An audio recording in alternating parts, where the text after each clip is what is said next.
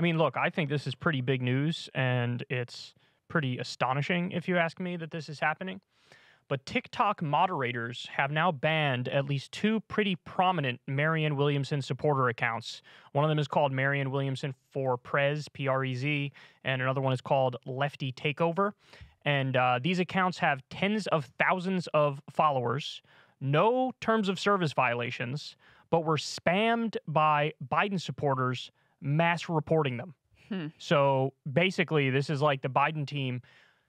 What a coincidence. This happened like the same week that article came out, which explained, hey man, Marianne is taking off on TikTok. Yep. Like she's getting really, really solid views. And then I saw another breakdown in a phenomenal Twitter thread. I wish I remember who did it, but it's real. Like there's actual real grassroots support for her among the mostly young people. Yep. And it looks like, now here's a good question.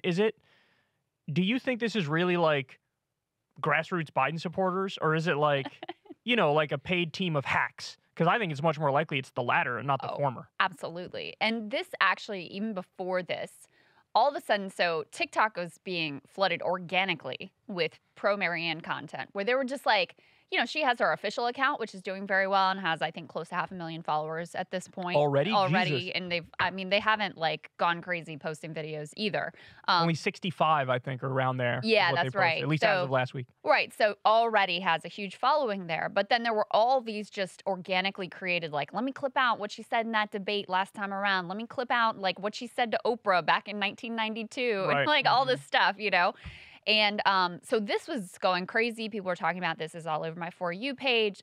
This was all flagged to me by my 15-year-old who has her finger on the TikTok pulse. Who told us out of nowhere, Yeah. oh my God, she's blowing up over this. Honestly, I didn't really buy it at first. And then I started looking at it. I was like, oh, this is a real phenomenon. And it has lots of typical like TikTok goofiness to it, like people using AI to imagine what her inauguration outfit is going to look like, or just like putting her slaying in different outfits to music, like all kinds of stuff that, again, organic interest, etc. So this starts taking off.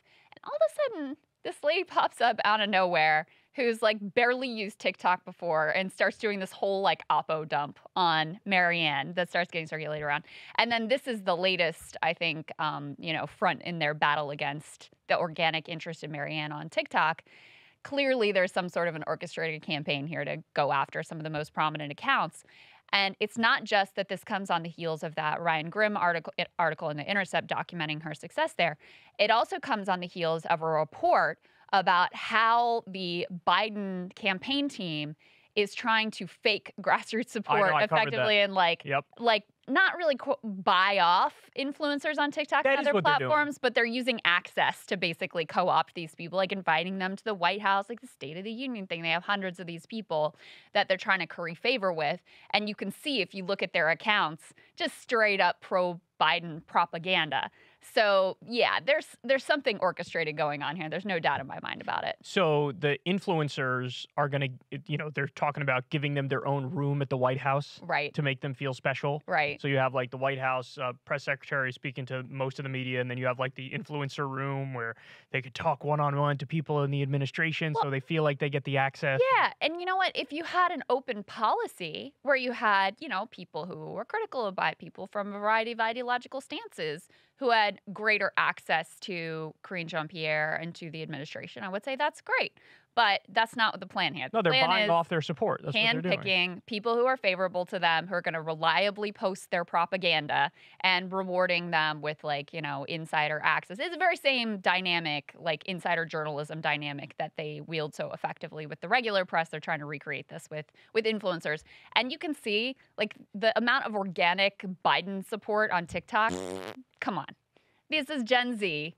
They are not Biden fans whatsoever. And, especially in recent weeks with the hard right turn that he's taken on things like, the Willow Project and breaking the rail strike, and on immigration issues, on a host of issues, he's really taken this hard right turn. So they're quite disgusted with him, and they love Marianne. So, look, I'll say this. The scary thing about this is the way that you can quash a grassroots movement. I always said from day one, the thing that scared me the most was total indifference just like don't talk about Marianne, act like she doesn't exist, act like she's not running for president. That's the way to try to make it so she can never catch on and never make a run at it.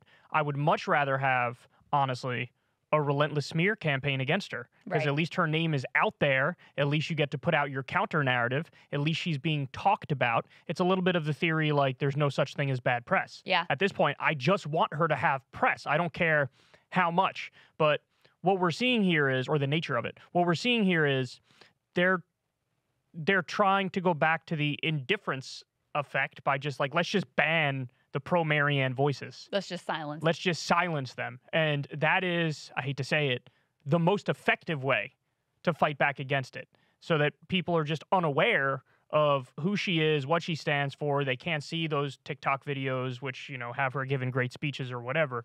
And it is a terrifying prospect. Again, I'd much rather have them just go after Marianne Yeah. in a straightforward way and try to smear her, because then you can fight back. Like the Yes. other day, Jordan Peterson went after her Right. and walked, stepped on a rake in the process, because he's gotten so not subtle with his climate change denialism now that it's like it just opened up a door for Marianne Williamson to just dunk on him Yeah. easily. And she did, and that generates more talk and more cover, and that's all positive stuff.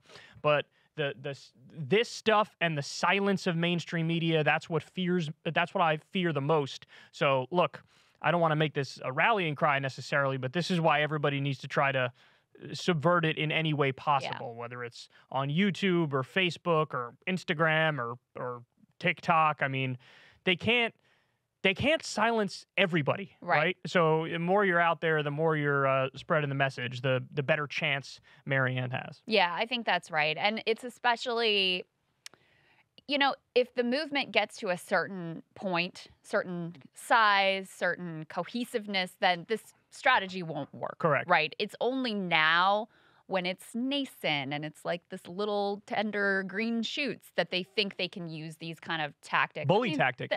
I was going to say authoritarian. Right, yeah.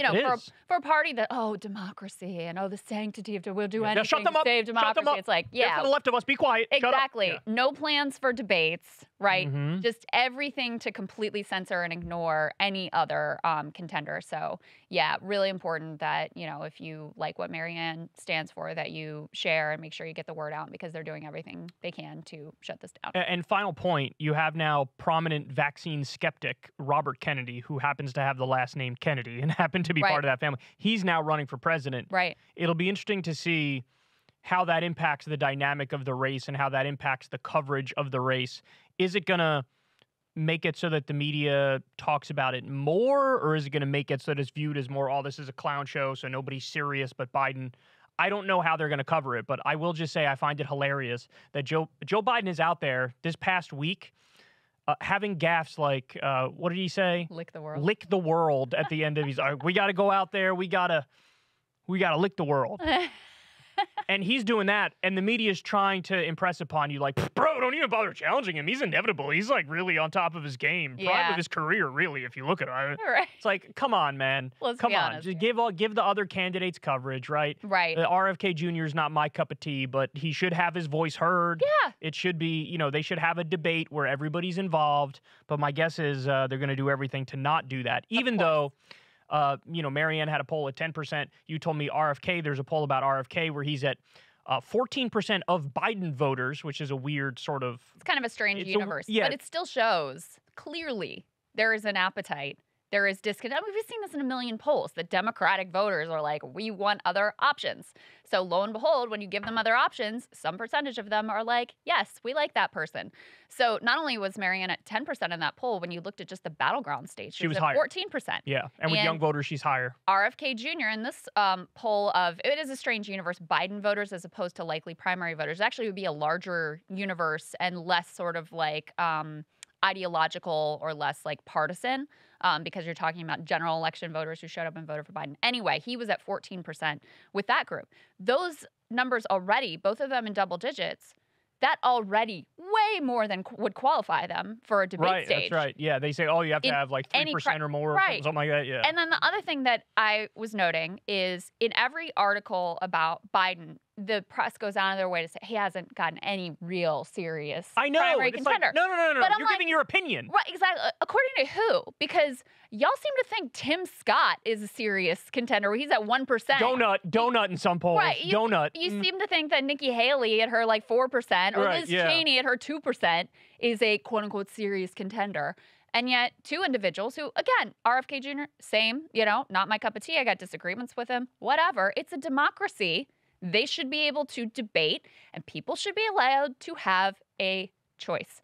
So the supposedly pro-democracy party really showing their true colors here. They drip with contempt for outsiders of any stripe. Yes. They drip with contempt These are both, for them. I mean, well-known individuals, best-selling authors, both of them, who have their own base of support separate and apart from politics. And they're just treated like they're, total, like, don't exist. And by the way, if somebody like Kyrsten Sinema were to run for president with her, like, 12% approval rating or whatever, they'd be like, Kyrsten Sinema, the honorable senator. Joe Manchin has been, like, flirting with running for president. They take that seriously. 14 articles on that, right? There's, like, but 3 Marianne's, corporate like, on the lobbyists who'd campaign vote for trail, him. and they're not paying attention. Yeah, exactly. So. Hey guys, what you just saw is a little teaser clip from Krystal, Kyle, and friends. There's a full interview that you can check out.